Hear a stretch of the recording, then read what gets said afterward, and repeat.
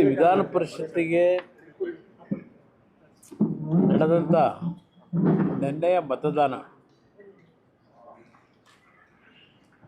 ನಾನು ಮೊದಲೇ ಮಾಧ್ಯಮದ ಸ್ನೇಹಿತರ ಮುಂದೆನೇ ಹೇಳಿದ್ದೆ. ಮನಿ ಪವರು, ಮಸಲ್ ಪವರು ಇದೆಲ್ಲ ಏನು ಹೇಳಿದ್ದೆ.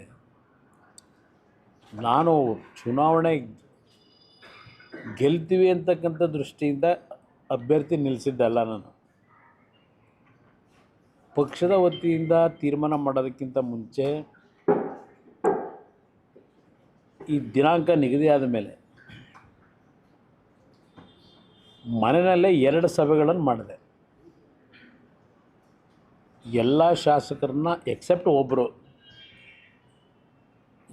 ಈ ಜಿಲ್ಲೆಯವ್ರನ್ನ ಬಿಟ್ಟು, ಕೆಲವರು ಆಗಲೇ ಸುಮಾರು 1-1.5 ವರ್ಷದಿಂದನೇ ಕಾಲು ಹೊರಗಿಟ್ಬಿಟ್ಟರು. 2 ಕಾಲನ್ನು, 1 ಕಾಲಲ್ಲ 2 ಕಾಲು ಇಟ್ಕೊಂಡವ್ರೆ. ಅವ್ರಿಗೆ ಬೇಕಾದಂಥ ಸಂದರ್ಭದಲ್ಲಿ ಹೇಳಿಕೆಗಳು ಕೊಟ್ಕೊಂಡು ಬಂದಿದ್ದಾರೆ. ಅವರು ಹೇಳಿದ್ದಾರೆ ನನ್ನ ಸಂಪರ್ಕದಲ್ಲೇನು ಇರಲಿಲ್ಲ ಅಂತೇಳಿ. ನಾನು 2 ಸಭೆ ಮಾಡಿದ ಉದ್ದೇಶವೇ ನಮ್ಮ ಪಕ್ಷದ 18ರಲ್ಲಿ 17 ಮತಗಳನ್ನು ಉಳಿಸ್ಕೋಬೇಕು ಅಂತಕ್ಕಂಥ ದೃಷ್ಟಿಯಿಂದ. ಕೊನೆಗೆ ನಮ್ಮಲ್ಲೇ ಶಾಸಕರುಗಳು ಕೆಲವರು ಇಲ್ಲ ನಾವು ಯಾವುದೇ ಕಾರಣಕ್ಕೂ ಅಭ್ಯರ್ಥಿ ಆಗದೇ ಇದ್ದರೆ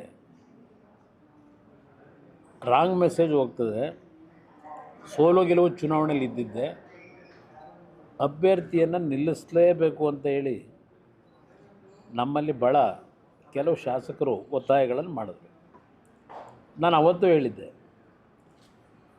ನನಗೆ ಬೇಕಾಗಿರೋದು ನಮ್ಮ 17 ಜನ ನೀವೇನಿದ್ದೀವಿ ಅಂತ ಹೇಳ್ತೀರಿ, 17 ಮತಗಳು ಯಾವುದೇ ಕಾರಣಕ್ಕೂ ಒಡೆದೋಗ್ತಕ್ಕಂಥದ್ದಕ್ಕೆ ಅವಕಾಶ ಕೊಡಬೇಡಿ. ಏಕೆಂದರೆ ಹಿಂದೆ ಅದರ ಅನುಭವ ಆಗಿದೆ ನನಗೆ. ಆ ಹಿನ್ನೆಲೆಯಲ್ಲೇ ಹೇಳಿದಾಗ ಇಲ್ಲ ನಮಗೆ ಪರೀಕ್ಷೆ ಮಾಡಬೇಕು, ನಿಜಕ್ಕೂ ಯಾರ್ಯಾರು ಯಾವ ರೀತಿ ಇದ್ದಾರೆ, ಈ ಪಕ್ಷದ ಬಗ್ಗೆ ಗೌರವ ಇಟ್ಟವರು ಯಾರಿದ್ದಾರೆ, ಹಿತಶತ್ರುಗಳು ಯಾರಿದ್ದಾರೆ, ಇದು ಪರೀಕ್ಷೆ ಆಗಬೇಕು ಅಂದರೆ ನೀವು ಅಭ್ಯರ್ಥಿ ಹಾಕಲೇಬೇಕು ಅಂತಕ್ಕಂಥದ್ದು ನನ್ನ ಮೇಲೆ ಒತ್ತಡ ತಂದಂಥದ್ದು. ಆ 2 ಸಭೆ ಮಾಡಿದಾಗ ಅದರ ಮೇಲೆ ತೀರ್ಮಾನ ಮಾಡೋದು ಅಭ್ಯರ್ಥಿ ನಿಲ್ಲಿಸಬೇಕು ಅಂತ ಹೇಳಿ. ಈ ಚುನಾವಣೆಯ ನೆನ್ನೆಯ ಫಲಿತಾಂಶ ಬಹುಶಃ ಒಂದು ನಮಗೆ ಇನ್ನೊಂದು ರೀತಿಯ ಅನುಭವವನ್ನು ಕೊಟ್ಟಿದೆ ಅನ್ನೋದು ನಾನು ಹೇಳ್ತೀನಿ. ಯಾರನ್ನೂ ದೂಷಣೆ ಮಾಡಲಿಕ್ಕೆ ಹೋಗಲ್ಲ. ಈಗ ಅತಿಯಾಗಿ ನಂಬಿಕೆ ಇಡ್ತಕ್ಕಂಥದ್ದು ಸೂಕ್ತ ಅಲ್ಲ ಅಂತಕ್ಕಂಥದ್ದು ಒಂದು ಸಂದೇಶ ಕೆಲವರು ಕೊಟ್ಟಿದ್ದಾರೆ. ನನ್ನ ಅತಿಯಾದ ನಂಬಿಕೆಯನ್ನು ಎಲ್ಲರ ಮೇಲೂ ಇಡ್ತೀನಿ, ಅದು ನಿಮ್ಮಲ್ಲಿ ಬಂದಿರತಕ್ಕಂಥ ಈ ಗುಣನ ಸ್ವಲ್ಪ ಬದಲಾವಣೆ ಮಾಡ್ಕೊಳ್ಳಿ ಅಂತಕ್ಕಂಥ ಸಂದೇಶ ನೆನ್ನೆಯ ಫಲಿತಾಂಶ ನನಗೆ ವೈಯಕ್ತಿಕವಾಗಿ ಕೊಟ್ಟಿದೆ.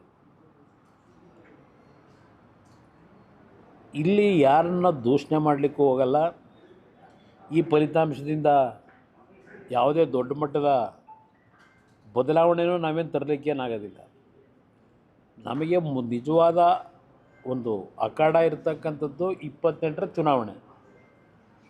ಅದಕ್ಕೆ ಪಕ್ಷ ಯಾಕೆ ಸಂಘಟನೆ ಮಾಡಬೇಕು ಅಂತಕ್ಕಂಥದ್ದು ಈಗ ನಾವು ಚರ್ಚೆ ಮಾಡಬೇಕಾಗಿದೆ. ಒಂದು, ಹಲವಾರು ಸಂದರ್ಭದಲ್ಲಿ ಇಂಥ ಒಂದು ಬೆಳವಣಿಗೆ ಆದಾಗ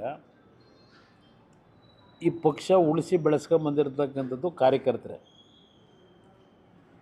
ನಮ್ಮಲ್ಲಿ ನಿಷ್ಠಾವಂತ ಕಾರ್ಯಕರ್ತರ ಕೊರತೆ ಇಲ್ಲ. ಆ ಕಾರ್ಯಕರ್ತರ ದುಡಿಮೆ ಮೇಲೆ ಬೆಳೆದಂಥವರು ಯಾವ್ಯಾವ ರೀತಿಯಲ್ಲಿ ಹಲವಾರು ಸಂದರ್ಭದಲ್ಲಿ ತೀರ್ಮಾನಗಳು ತೆಗೆದುಕೊಂಡು ಹೋಗಿದ್ದಾರೆ. ಅದರಿಂದ ಏನು ಪಕ್ಷಕ್ಕೇನು ಹಿನ್ನಡೆ ಆಗಿಲ್ಲ. ನಾನು ದೇಶದ ರಾಜಕಾರಣನೇ ಈಗ ನೋಡ್ತಾ ಇದ್ದೀನಿ. ದೇಶದ ರಾಜಕಾರಣ 3 ಬಾರಿ 2 ಬಾರಿ ಮುಖ್ಯಮಂತ್ರಿಗಳಾದಂಥ ಪಕ್ಷಗಳ ಪರಿಸ್ಥಿತಿಗಳು ಏನಾಗ್ತಿದೆ ಅಂತಕ್ಕಂಥದ್ದು ದೇಶದ ನಾನಾ ಭಾಗದ ರಾಜ್ಯಗಳಲ್ಲಿ ಈಗೇನು ಫಲಿತಾಂಶಗಳನ್ನು ಕಂಡಿದ್ದೇನೆ.